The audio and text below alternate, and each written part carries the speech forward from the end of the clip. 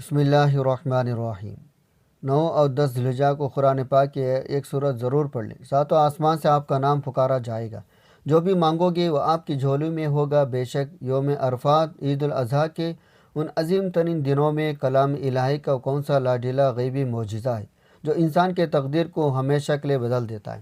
آئے جانتے ہیں ناظرین محترم، کائنات کا خالق مالک بڑائی غفور و رحیم ہے اور بے انتہا شفیق ہے، جو اپنے عاجز گنہگار بندوں پر ہر لمحہ رحمت کی بارش فرماتا ہے۔ وہ کبھی اپنے بندے کو تنہا مایوس یا بے یار مددگار نہیں چھوڑتا۔ اللہ رب العزت نے انسانوں کی دنیاوی اخروی زندگی کو سنوارنے کے لیے جہاں قرآن مجید جیسا لازوال ابدی نعمت نازل فرمائے، وہاں سال کے 12 مہینوں میں کچھ مخصوص ایام اور راتوں کو ایسی فضیلت عظمت عطا فرمائے جو بندے کو عرش الہی کے قریب کر دیتی ہے۔ ماہ ذی الحجہ کا یہ پورا مہینہ ہی برکتوں کا ایک سمندر ہے جس کا کوئی کنارہ نہیں، لیکن اس مہینے کی 9 اور 10 تاریخ یوم عرفات عید الاضحیٰ کی یہ ایام کائنات کے تمام دنوں میں سب سے زیادہ افضل، محترم، قیمتی مانے جاتی۔ یہ مبارک دن ہیں جن میں نیکیوں کا اجر ثواب عام دنوں کے مقابلے میں لاکھوں گنا بڑھا دیا جاتا ہے۔ جو خوش نصیب ہے ان قیمتی لاڈلے دنوں کی گھڑیوں میں سچے دل سے اپنے رب کی طرف متوجہ ہوتا ہے، اس کے پاک کلام کا سہارا لیتا ہے، تو کائنات کا غنی بادشاہ ساتویں آسمانوں اس کا نام پکار کر اس کے نصیب کا پلٹ دیتا ہے، اس کے لیے غیب سے رزق کامیابی کے ایسے چشمے جاری فرما دیتا ہے جس کا انسان اپنی عقل میں تصور بھی نہیں کر سکتا۔ محترم ناظرین، جب ہم کائنات کے ان سب سے اہم قیمتی ترین دنوں کی فضیلت پر غور کرتے ہیں تو 9 ذی الحجہ یوم عرفات کا دن ہمارے سامنے آتا، جو اسلام کا سب سے بڑا جلیل القدر دن ہے۔ یہ وہ دن ہے جس میں اللہ رب العزت دنیا کے آسمان پر نزول فرماتا ہے۔ میدان عرفات میں جمع ہونے والے لاکھوں حاجیوں کو عاجزی، ان کے آنسوں، ان کے مسلوں پر دیکھ کر فرشتوں کے سامنے فخر فرماتا ہے۔ نبی صلی اللہ علیہ وسلم کا فرمان ہے، اللہ تعالیٰ کے نزدیک ذو الحجہ کے 10 دنوں سے بڑھ کر کوئی دن ایسے نہیں جن میں نیک عمل اللہ کو ان دنوں سے زیادہ محبوب ہے۔ اور یوم عرفات کے بارے میں نبی صلی اللہ علیہ وسلم نے فرمایا، اس دن کا روزہ پچھلے 1 سال اور اگلے 1 سال کے گناہوں کا کفارہ بن جاتا ہے۔ ذرا غور کیجئے، جب اس دن کی ایک ادنیٰ سی نیکی 2 سال کے گناہوں کو مٹا سکتی ہے تو اس دن قرآن پاک کی تلاوت کرنا، اللہ کے کلام سے لو لگانا انسان کو کس قدر بلند مقام پہنچا دے گا۔ جو بندہ اس دن اپنے گھر میں بیٹھ کر پورے اخلاص کے ساتھ قرآن کی اس خاص صورت کو پڑھتا ہے، اللہ پاک اس کی پکار کو سنتا ہے اور اس کی جھولی کو اپنے رحمتوں سے بھر دیتا ہے۔ انسانی نفسیات کے مطابق ہر انسان دنیا میں عزت، مقام اور اپنے مسائل کا حل چاہتا ہے۔ آج کے اس مادی دور میں جب ہر دوسرا انسان معاشی تنگی، قرض کے بوجھ، گھر والی پریشانیوں، ذہنی اضطراب کا رونا روتا ہے، تو اس کا اصل سبب یہ ہے ہم نے کائنات کے اس غنی مالک کو اس طرح پکارنا چھوڑ دیا جیسے پکارنے کا حق تھا۔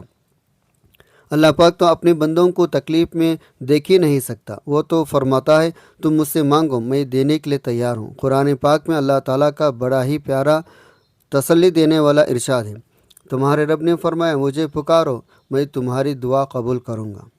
ذرا سوچے، جب کائنات کا سب سے بڑا بادشاہ خود اپنے بندوں کو پکارنے کی دعوت دے رہا ہے تو پھر انسان کیوں مایوس ہو، کیوں دنیا کے ادنیٰ انسانوں کے سامنے اپنی حاجتیں رکھے، جب ایک بندہ 9-10 ذی الحجہ کے ان مبارک دنوں میں تمام دنیاوی سہاروں کو ذہن سے نکال کر پورے اخلاص کے ساتھ مصلی پر بیٹھتا ہے، اللہ پاک اس کی عاجزی کو دیکھ کر 7ویں آسمان سے اس کا نام پکارتا ہے، فرشتوں کو گواہ بنا کر اس کے فقر کو غنی میں، اس کے خوف کو امن میں بدل دیتا ہے۔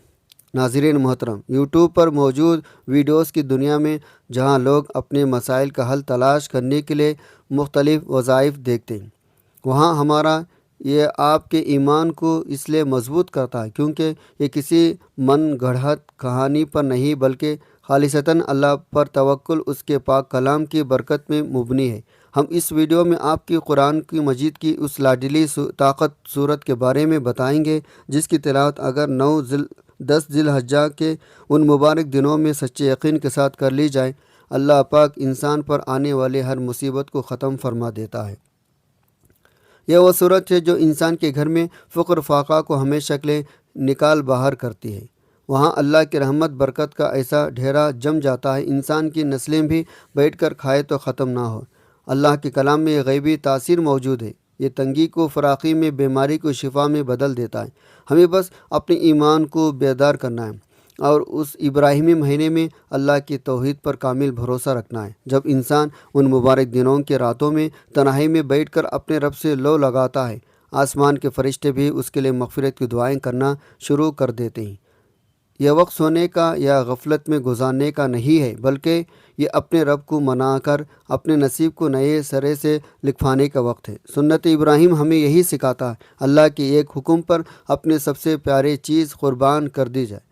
جب بندہ عید الاضحیٰ کے ان دنوں میں اپنے نفس کی خواہشات کو اللہ کے نام پر قربان کر کے مسلح کو آباد کرتا ہے، اللہ پاک دنیا آخرت کے تمام انعامات اس کے قدموں میں ڈال دیتا ہے۔ دنیا کے سب اسباب ایک دن ختم ہو جائیں گے، لیکن عرش والے کا سہارا، اس کا کلام ہمیشہ قائم رہنے والا ہے۔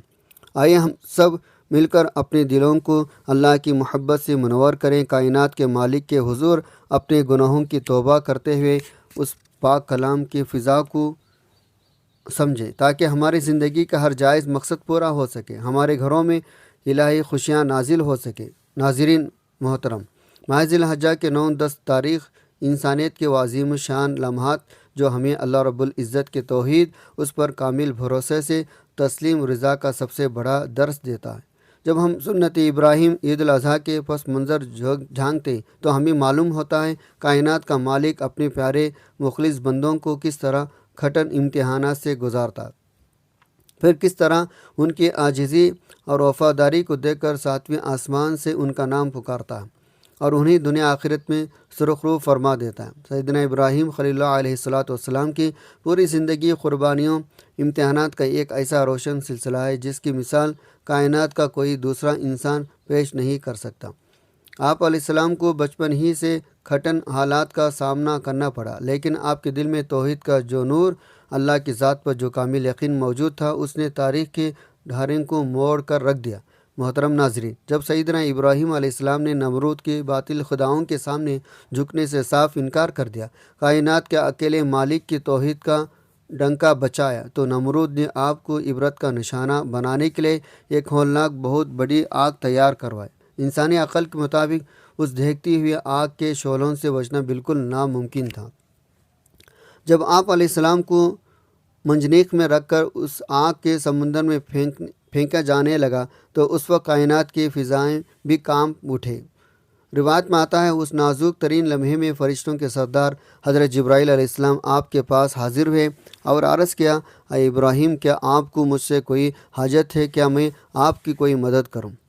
ذرا سیدنا ابراہیم علیہ السلام اس ابراہیمی یقینی توکل کا اندازہ لگائیں۔ آپ نے نہایت اطمینان سے فرمایا، جبرائیل، اگر تمہاری مدد کی بات ہے تو مجھے تمہاری کوئی ضرورت نہیں، اور اگر میرے رب کی بات ہے تو میرا رب میرے حال کو خوب جانتا ہے اور وہ میرے لیے کافی ہے۔ سبحان اللہ! جب بندہ مخلوق کے سہاروں کو ٹھکرا کر صرف اپنے خالق کے ذات پر اتنا کامل بھروسہ کر لیتا ہے تو پھر کائنات کے مادی قوانین الٹ جاتے ہیں۔ جیسے ہی ابراہیم علیہ السلام اس دہکتی ہوئے آگ میں پہنچے تو اللہ رب العزت نے آگ کو کسی انسان یا فرشتے کے ذریعے نہیں بچایا، بلکہ براہ راست آگ کو حکم جاری فرمایا۔ قرآن مجید میں اللہ تعالیٰ کا وہ تاریخی فرمان موجود ہے۔ ہم نے فرمایا، اے آگ، تو ابراہیم پر ٹھنڈی اور سلامتی والی ہو جا۔ اللہ اکبر! کائنات کا مالک جب اپنے بندے سے راضی ہوتا ہے تو جلانے والی آگ کو بھی اپنے بندے کے لیے گلزار بنا دیتا ہے۔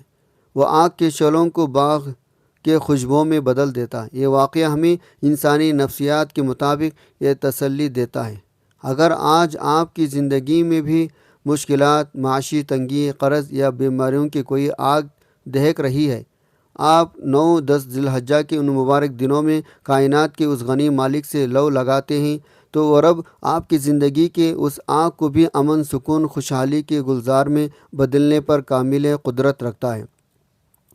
سیدنا ابراہیم علیہ السلام کا امتحان صرف آگ تک محدود نہیں تھا، بلکہ اللہ پاک نے آپ کو بڑھاپے تک اولاد کی نعمت سے محروم رکھا۔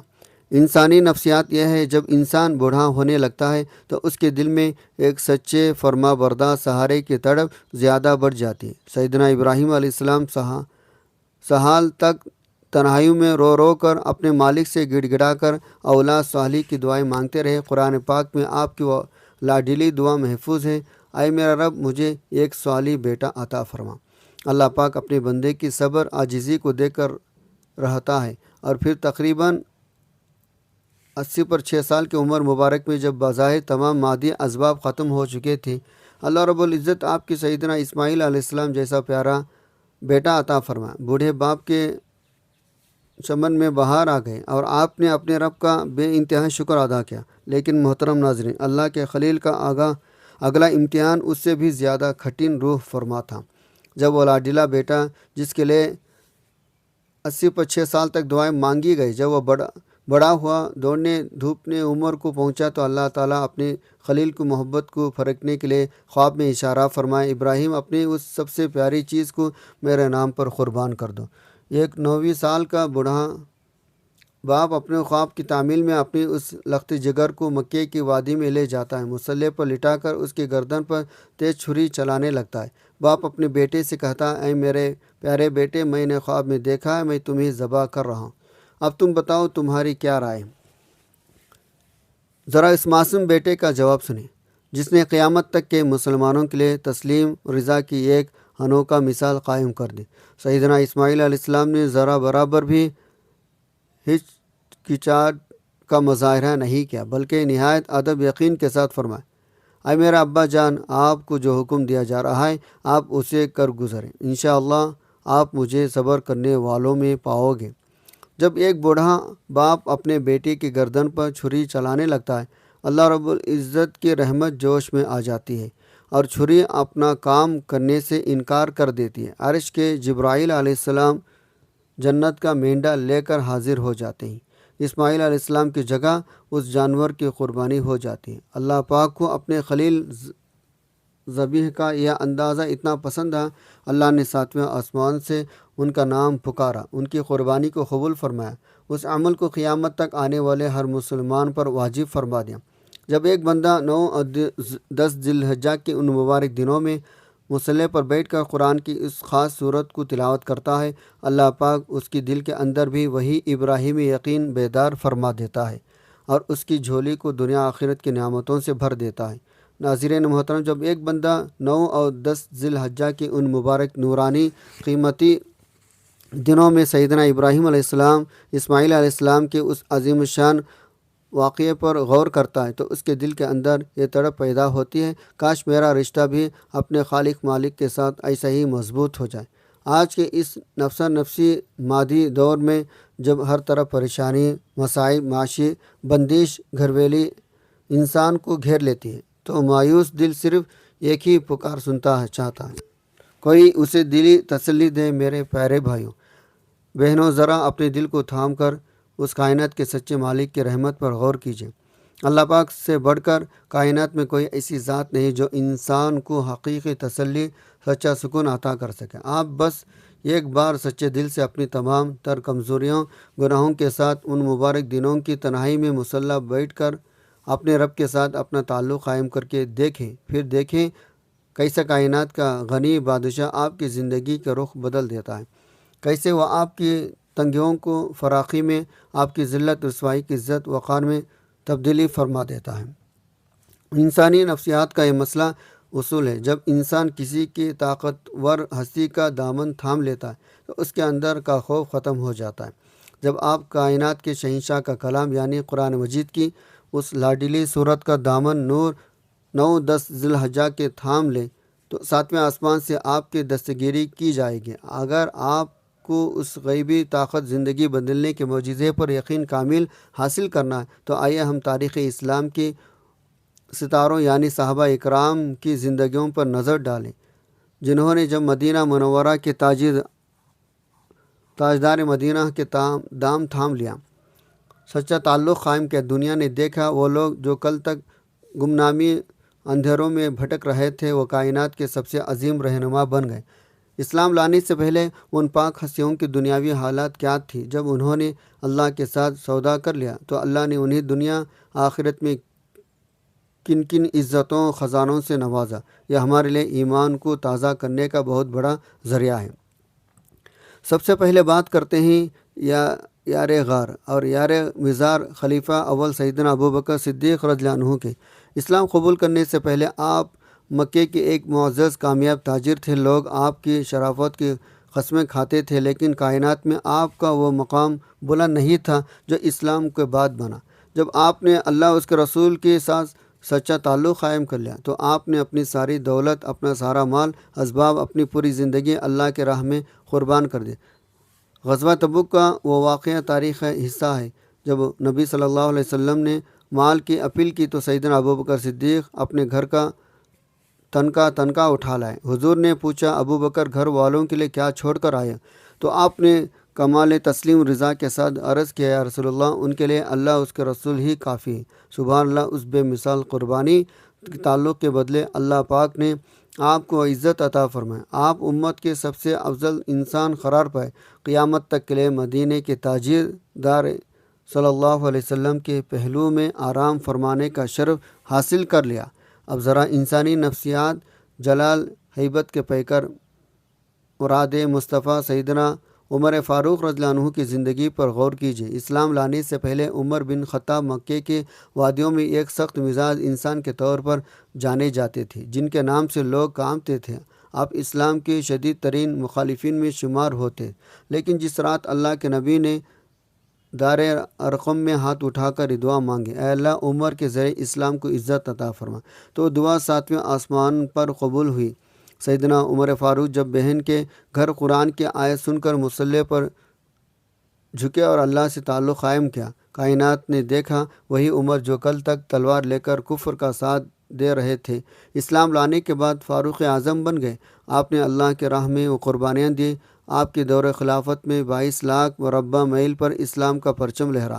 اللہ نے آپ کو دنیا میں عدل، انصاف، دولت عطا فرمائے۔ قیصر کسریٰ کے محل آپ کے نام سے کام اٹھتے تھے۔ آخرت میں آپ کو جنت کی خوشخبری دنیا ہی میں مل گئی۔ اسی تسلسل کے ساتھ جب ہم داماد رسول پیکر شرم حیا سیدنا عثمان غنی کی زندگی پر نظر ڈالتے ہیں تو غنا ثقافت کا ایک سمندر نظر آتا ہے۔ اسلام لانے سے پہلے بھی آپ ایک امیر کبیر تاجر تھے، لیکن اس دولت کا وہ غیبی استعمال نہیں تھا جو اسلام کے بعد ہوا۔ جب آپ نے اللہ کے ساتھ سچا تعلق جوڑ لیا، آپ نے اپنی دولت کو مسلمانوں کے مصائب دور کرنے کے لیے وقف کر دیا۔ جب مدینہ منورہ میں پانی کا قحط پڑا، یہودی نے 9ویں کنویں کا پانی مسلمانوں پر بند کر دیا تو سیدنا عثمان غنی نے بھاری رقم دے کر کنواں خریدا، قیامت تک لے مسلمانوں کے لیے وقف فرما دیا۔ غزوہ تبوک کے موقع پر آپ نے تنہا اسلامی فوج کے 1/3 حصے کے اخراجات برداشت کیے۔ اللہ پاک آپ کی ان قربانیوں پر اتنا خوش ہوا کہ حضور نے فرمایا، آج کے بعد عثمان جو بھی عمل کرے اسے کوئی نقصان نہیں پہنچا سکتا۔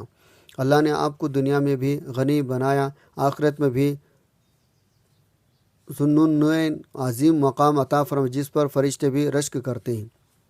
ناظرین محترم، آخر میں شیر خدا سیدنا علی مرتضیٰ رضی اللہ عنہ کے اس خوبصورت واقعے کو یاد کیجیے جنہوں نے بچپن ہی میں حضور کے ہاتھ پر بیعت کر کے اللہ سے سچا رشتہ استوار کر لیا تھا۔ اسلام لانے سے پہلے آپ ایک کم عمر بچے تھے، لیکن جب اللہ رسول کی محبت دل میں سمائی تو آپ کی شجاعت، علم کی وہ تاریخ رقم جس کی مثال نہیں ملتی۔ ہجرت کی وہ رات جب مکے کے کافروں نے حضور کے گھر کا گھیروا کر رکھا تھا، تلواریں سونٹ رکھی تھی، آقا صلی اللہ علیہ وسلم نے فرمایا، علی، آج رات میرے بستر پر سو جاؤ، صبح لوگوں کی امانتیں لوٹا کر مدینہ آ جانا۔ انسانی نفسیات کے مطابق موت کے اس بستر پر سونا کسی عام انسان کی بس کی بات نہیں تھی، لیکن سیدنا علی رضی اللہ عنہ نے اللہ پر کامل توکل کرتے ہوئے اس بستر پر اس پرسکون نیند گزاری، تاریخ حیران رہ گئی۔ اللہ پاک نے اس قربانی کے بدلے آپ کو اسد اللہ یعنی اللہ کا شیر بنا دیا۔ آپ کو علم و حکمت کا وہ دروازہ بنایا۔ دنیا آج بھی آپ کے اقوال سے ہدایت پاتی ہے۔ ان تمام جلیل القدر صحابہ اکرام کی زندگیوں کا نچوڑ صرف ایک ہی بات ہے، جب تک وہ دنیاوی اسباب کفر کے اندھیروں میں تھے ان کی کوئی حقیقی پہچان نہیں تھی، لیکن جیسے ہی انہوں نے اللہ کے ساتھ سچا تعلق قائم کیا، اللہ پاک نے انہیں دنیا کی بادشاہی بھی عطا فرمائی، آخرت میں بھی ہمیشہ کی کامیابی لکھ دی گئی۔ محترم ناظرین، اب 9 اور 10 ذی الحجہ کے یہ مبارک دن آئے تو ان صحابہ کے نقش قدم پر چلتے ہوئے اپنے دل کو اللہ کی محبت سے آباد کیجیے۔ جب آپ قرآن کی اس خاص صورت کی تلاوت کریں گے، اللہ پاک آپ کے مالی حالات، آپ کی گھر والی پریشانیاں اور آپ کے تمام دکھ اس طرح دور فرما دے گا جیسے ان صحابہ اکرام کی دور فرمائے تھے۔ آئیے ہم سب وہ تسلسل کے قائم رکھتے ہوئے اگلے گفتگو کی طرف بڑھتے ہیں، جہاں ہم اس عمل کی مزید گہرائی اور اس مبارک صورت کی انوکھی غیبی فضائل پر بات کریں گے، تاکہ ہماری جھولی بھی اللہ کے انعامات سے بھر سکے۔ ناظرین محترم، اب ہم گفتگو کے اس سب سے اہم اور روح پر حصے کی طرف بڑھتے ہیں، جہاں ہم قرآن مجید کی اس لاڈلی عظیم الشان صورت کا ذکر کریں گے جس کی تلاوت 9-10 ذی الحجہ کو آپ کی تقدیر بدل سکتی ہے، یعنی سورۃ الاخلاص۔ یہ وہ مبارک صورت ہے جس کے بارے میں سرکار دو عالم صلی اللہ علیہ وسلم نے فرمایا پورے قرآن کا 1/3 حصہ ہے۔ جب 9 ذی الحجہ یوم عرفات کا مبارک دن ہو، کائنات کے تمام دنوں میں سب سے افضل گھڑیاں ہو، اور ایک بندہ اپنے مصلی پر بیٹھ کر سچے دل سے سورہ اخلاص کی تلاوت کرتا ہے، تو عرش کا مالک 7ویں آسمان پر فرشتوں کے سامنے اس بندے کا نام لے کر اپنی محبت کا اعلان فرماتا ہے۔ روایت میں آتا ہے جب بندہ اس صورت کے ذریعے اللہ کی توحید، اس کی صمدیت کا اقرار کرتا ہے، اللہ پاک فرماتا ہے میرے فرشتوں گواہ ہو جاؤ، میرے اس بندے نے مجھے اکیلا اور بے نیاز تسلیم کر لیا، اب یہ مجھ سے جو بھی مانگے گا میں اس کی جھولی کو غیبی خزانوں سے بھر دوں گا۔ محترم ناظرین، جب ہم اس سیزن کے برکت پر غور کرتے ہیں تو ہمیں معلوم ہوتا ہے 9 اور 10 ذی الحجہ کے 10 دن اللہ کے تکبیر بلند کرنے کے دن ہیں۔ ان دنوں میں پورے دنیا میں اللہ اکبر لا الہ الا اللہ واللہ اکبر وللہ الحمد کی صدائیں گونج رہی ہوتی ہیں۔ ان مبارک ایام میں زمین آسمان کا کونا کونا اللہ کے نور سے منور ہوتا ہے۔ ہمارے اسلاف صحابہ اکرام اجمعین کا معمول تھا، وہ ان قیمتی دنوں میں اپنا ایک ایک لمحہ اللہ کی یاد میں گزارتے تھے۔ وہ چلتے پھرتے، اٹھتے بیٹھتے اپنی زبانوں کو اللہ کے ذکر سے تر رکھتے تھے۔ جب انسان اپنے وقت کو اللہ کے پاک ناموں میں تسبیحات سے آباد کر لیتا ہے، اس کا سب سے بڑا نفسیاتی روحانی فائدہ یہ ہوتا ہے وہ دنیاوی فضول باتوں، گناہوں کا کاموں، سب سے بڑھ کر غیبت جیسی موذی مرض سے ہمیشہ کے لیے محفوظ ہو جاتا ہے۔ آج ہمارے معاشرے کا سب سے بڑا المیہ یہ ہے، عید کے ان مبارک دنوں میں بھی جب لوگ آپس میں بیٹھتے ہیں تو اللہ کا ذکر کرنے، اس کا شکر ادا کرنے کے بجائے دوسروں کی برائیاں، گلے غیبتیں شروع کر دیتے ہیں۔ میرے پیارے بھائیوں بہنوں، ذرا دل پر ہاتھ رکھ کر سوچیں، غیبت کتنا ہولناک گناہ ہے۔ حدیث مبارکہ غیبت کرنے والوں کے عذاب کے بارے میں دل دہلا دینے والا احوال بیان کیے گئے۔ حضور نے شب معراج کا ایک واقعہ بیان کرتے ہیں فرمایا میں نے کچھ ایسے لوگوں کو دیکھا جن کے ناخن تانبے کے تھے اور وہ اپنے ہی ناخنوں سے اپنے ہی چہروں سینوں کو نوچ رہے تھے۔ میں نے پوچھا اے جبرائیل یہ کون لوگ ہیں؟ انہوں نے عرض کیا یہ وہ لوگ ہیں جو دنیا میں لوگوں کا گوشت کھاتے تھے، یعنی ان کی غیبت کرتے تھے۔ اللہ اکبر! اس دردناک عذاب سے بچنے کا واحد حل یہ ہے انسان اپنے قیمتی وقت کو فضول محفلوں میں ضائع کرنے کے بجائے اللہ کے ذکر میں گزارے۔ دنیا کی فضول باتوں سے توبہ کر کے جب بندہ اللہ کی یاد میں گم ہوتا ہے، اللہ پاک اس کے نام اعمال میں نیکیوں کے پہاڑ لکھ دیتا ہے۔ حضور صلی اللہ علیہ وسلم نے ذکر الہی کے فضائل بیان کرتے فرمایا جس نے ایک بار سبحان اللہ کہا اس کے لیے جنت میں ایک پودا لگا دیا جاتا ہے، اور ایک اور حدیث میں آتا ہے الحمدللہ کا کلمہ قیامت کے دن میزان کو نیکیوں سے بھر دیتا ہے۔ ذرا غور کیجئے کائنات کا مالک کتنا کریم ہے، زبان سے نکلے ہوئے چند مختصر الفاظ کے بدلے وہ ہمیں جنت کے بادشاہی عطا فرما رہا ہے۔ جب عام دنوں میں ذکر کا اتنا بڑا اجر ہے تو 9 اور 10 ذوالحجہ کے ان عظیم دنوں میں جب ہر نیکی کا ثواب لاکھوں گنا بڑھا دیا جاتا ہے۔ آپ کا سورہ اخلاص پڑھنا، اللہ کو پکارنا آپ کے مقدر کو کیوں نہیں بدلے گا؟ ناظرین محترم، قرآن پاک کی فضیلت کے بارے میں اللہ کے نبی کا فرمان ہے، تم قرآن پڑھا کرو کیونکہ قیامت کے دن اپنے پڑھنے والوں کے لیے سفارش بن کر آئے گا۔ جب عید کے ان مبارک راتوں یوم عرفات کے دن آپ اپنے گھر کی ایک کونے میں مصلی پر بیٹھ کر سورہ اخلاص کی تلاوت کریں گے تو یہ صورت اللہ کے سامنے آپ کی وکیل بن جائے گی۔ یا اللہ سے کہیں گے، یا اللہ، تیرے اس عاجز بندے نے عید کی مصروفیات، دنیا کی چہل پہل کو چھوڑ کر تیری توحید کو بیان کیا۔ اس کے دل سے دنیا کا خوف نکال دے اور اسے ہر قسم کی محتاجی تنگی سے پناہ عطا فرما۔ جب قرآن سفارش کرے گا، عرش والا کبھی اسے رد نہیں فرمائے گا۔ آج کل کا جو حج عید کا سیزن چل رہا ہے، یہ پکارنے کا سیزن ہے۔ اس سیزن میں اللہ کا کوئی بھی بندہ محروم نہیں رہتا، حالات چاہے کتنے ہی خراب کیوں نہ ہو، معاشی تنگی آپ کو کتنے ہی پریشانی کیوں نہ کر رکھا ہو۔ جب آپ ان 2 دنوں میں سورہ اخلاص کا دامن تھام لیں گے تو غیب سے ایسے اسباب بنیں گے، آپ کے عقل دنگ رہ جائے گی۔ اللہ پاک آپ کے دل کو وہ اطمینان عطا فرمائے گا جو دنیا کے کسی خزانے سے نہیں مل سکتا۔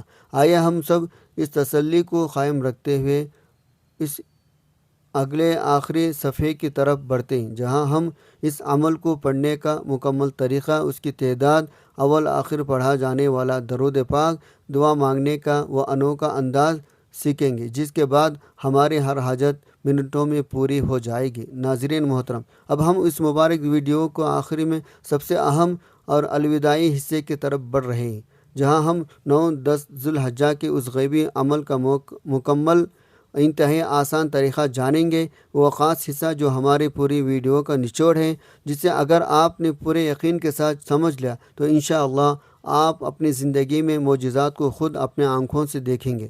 اس وظیفے کو کرنے کے لیے یوں تو شریعت کی طرف سے وقت کی کوئی سخت قید نہیں۔ آپ 9 ذوالحجہ 10 ذوالحجہ کے رات دن میں کسی بھی وقت نہایت اطمینان سے مصلی پر بیٹھ کر عمل کر سکتے ہیں، لیکن اگر آپ 9 اور 10 ذوالحجہ کے درمیان راتوں کو یعنی عشاء کی نماز کے بعد رات کی طرح مصلی پر بیٹھ کر اسے کر لیں تو یہ سب سے زیادہ افضل ہے، بابرکت غیبی قبولیت کا وقت ہے۔ اس کی وجہ یہ ہے، رات کا یہ وقت دنیا کی شور شرابی سے پاک ہوتا ہے، ہر طرف خاموشی ہوتی ہے اور بندے کا دل اپنے خالق کائنات کی طرف سے سب سے زیادہ مائل ہوتا ہے۔ شرط صرف یہ ہے، جب بھی آپ اس وظیفے کو شروع کرنے لگیں گے تو سب سے پہلے آپ نے بہترین انداز میں وضو کرنا ہے، کیونکہ باوضو حالت میں انسان پر اللہ کی انوریت کا نزول ہوتا ہے۔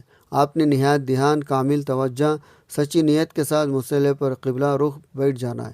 جب آپ پاک صاف حالت میں تشریف رکھیں تو اس عمل کا آغاز آپ نے سب سے پہلے 7 مرتبہ درود پاک پڑھ کر کرنا ہے۔ آپ کو کوئی سا بھی درود پاک پڑھ سکتے ہیں، جیسے صلی اللہ علیہ وآلہ وسلم، یا پھر نماز والا درود ابراہیمی درود پاک ولا زوال نورانی کلام، جس کے بارے میں اسلاف فرماتا ہے، جب درود پڑھ کر کوئی بھی دعا مانگی جاتی ہے یا کوئی بھی عمل شروع کیا جاتا ہے تو زمین آسمان کے درمیانی معلق نہیں رہتا، بلکہ براہ راست عرش بری پر شرف قبولیت پا لیتا ہے۔ اللہ پاک اپنے حبیب پر پڑھے جانے والے درود کو کبھی رد نہیں فرماتا، اسی کی برکت سے ہمارا یہ عمل بھی غیبی طور پر قبول ہو جاتا ہے۔ درود پاک پڑھنے کے بعد اب دوسرے نمبر پر آپ نے کائنات کے مالک کو پکارنے کے لیے اسم اعظم کی وہ لاڈلی تسبیح پڑھنی ہے جو ہر ناگریز ناممکن کام کو ممکن بنا دیتی ہے۔ آپ نے دل ہی دل میں نہایت عاجزی کے ساتھ یا حی یا قیوم برحمتک استغیث، اے زندہ جاوید کائنات کو سنبھالنے والے رب، میں تیری رحمت کے ذریعے تجھ سے فریاد کرتا ہوں، یہ ایک تسبیح یعنی 100 بار پڑھنی ہے۔ وہ اسم اعظم جس کے بارے میں حدیث میں آتا ہے، جب بھی نبی صلی اللہ علیہ وسلم پر کوئی مشکل وقت آتا یا کوئی پریشانی لاحق ہوتی تو آپ مصلی پر تشریف لاتے، اسی کلمے کے ذریعے اللہ کی رحمت کو پکارتے تھے۔ جب 9-10 ذوالحجہ کے ان عظیم دنوں میں آپ اس اسم اعظم کے ذریعے عرش والے کو پکاریں گے، اللہ کی رحمت تڑپ اٹھے گی اور آپ کے ہر مشکل کو آسان فرما دے گی۔ اس کے بعد اب تیسرے نمبر پر آپ نے قرآن پاک کی اس لاڈلی مختصر صورت یعنی سورۃ الاخلاص قل هو اللہ احد کی تلاوت کرنی ہے۔ وظائف کی دنیا علماء اکرام کے بتائے ہوئے مجربات مطابق آپ نے ان مبارک دنوں میں سورہ اخلاص کو صرف 41 بار پڑھنا ہے۔ یہ وہ تعداد ہے جو پڑھنے میں انتہائی آسان، جس میں زیادہ وقت بھی نہیں لگتا، لیکن اس کی روحانی طاقت اتنی بڑی ہے یہ انسان کے نصیب کے بند دروازوں کو کھول دیتا ہے۔ جب آپ پورے توجہ کے ساتھ 41 مرتبہ سورہ اخلاص کو پڑھتے ہیں، گویا آپ اللہ کی توحید کا وہ اقرار کر رہے ہیں جو فرشتوں کی محفل میں آپ کا نام بلند کروا دیتا ہے۔ اس صورت کی برکت سے انسان کے دل سے دنیا کی محتاجی کا خوف ہمیشہ کے لیے نکل جاتا ہے۔ اللہ پاک بندے پر اس قدر خوش ہوتا ہے، اس کے نصیب میں غیبی دولت بے حساب برکتیں لکھ دیتا ہے۔ ناظرین محترم، سورۃ الاخلاص کی تلاوت مکمل کرنے کے بعد 34 نمبر پر آپ نے مصلی پر بیٹھے بیٹھے اپنے سر کو جھکا لینا ہے۔ اپنی زبان سے استغفر اللہ ربی من کل ذنب واتوب الیہ یعنی استغفار کی ایک تسبیح 100 بار پڑھنی ہے۔ استغفار وہ چابی ہے جو انسان کی گناہوں کی وجہ سے روک جانے والے رزق کے راستوں کو دوبارہ کھول دیتا ہے۔ توبہ استغفار کرنے سے انسان کا دل بالکل پاک ہو جاتا ہے۔ جیسے ہی آپ کے دل میں یہ خاص غیبی سکون مل جائے، آپ نے آخر میں دوبارہ وہی 7 مرتبہ درود پاک پڑھنا ہے جو آپ نے عمل کے شروع میں پڑھا تھا۔ یہاں آپ کا یہ انوکھا لاڈلا عمل مکمل ہو جاتا ہے۔ اب آپ نے اپنے دونوں ہاتھوں اپنے غفور رحیم کے رب کے حضور پھیلا دینا ہے اور اپنے دل کی تمام حاجتیں، اپنی معاشی تنگیاں، اپنے گھر کے جھگڑے، قرض کے بوجھ، اپنی تمام تر پریشانیاں رو رو کر گڑ گڑا کر اپنے مالک کے سامنے رکھ دینی ہے۔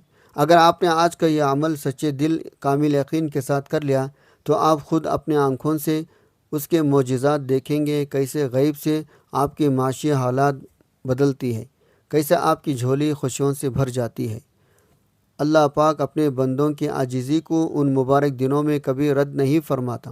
میرے آپ سے مخلصانہ گزارش ہے 9 اور 10 ذی الحجہ کے ان 2 دنوں میں اس عمل کو خود بھی کریں، اپنے گھر والوں کو بھی کروائیں۔ اگر آپ کو یہ ایمان افروز گفتگو پسند آئی ہو تو ویڈیو کو لائک شیئر ضرور کریں اور مزید ایسی ویڈیوز کے لیے ہمارے چینل کو سبسکرائب کرنا نہ بھولیں۔ کمنٹ سیکشن میں اللہ پاک کے مبارک ناموں میں سے کوئی ایک نام ضرور ٹائپ کریں۔ جزاک اللہ خیراً کثیرا۔